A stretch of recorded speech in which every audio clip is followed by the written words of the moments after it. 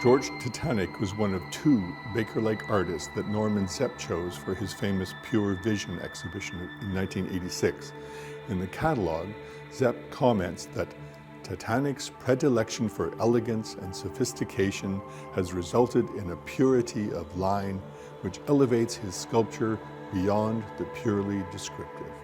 For me, this is especially true for this exquisite small sculpture.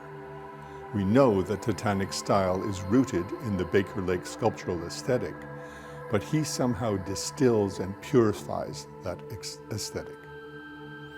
You can see here how the artist has emphasized clarity of both line and form. Foxwoman is small enough for me to cradle it in my hands, but holding it and looking at it, I can sense its powerful sculptural presence. Tatanniq carved two much larger versions of this subject, and these are illustrated in Zepp's catalog. They're fine sculptures, but this Foxwoman has a sense of intimacy and charm that the other versions just don't have.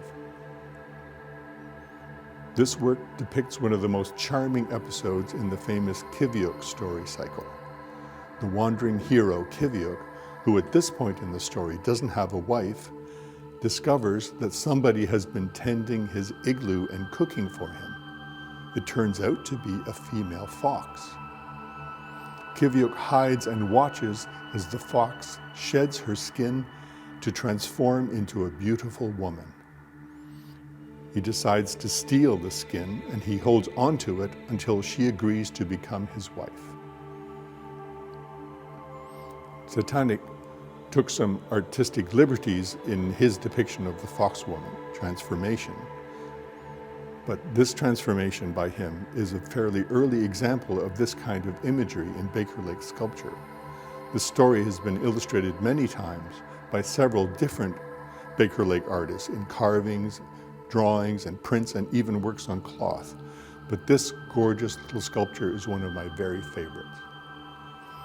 One of the most captivating aspects of this piece is the way that the fox's tail grows right out of the amautic.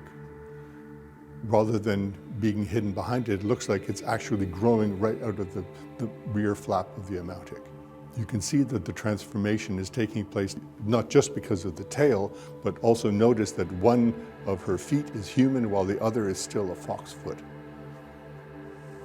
And of course, the head is still the head of the fox. Well, the body is already not a slender fox body, but already is enlarged to be emphasized by the broad shoulders of the amautic.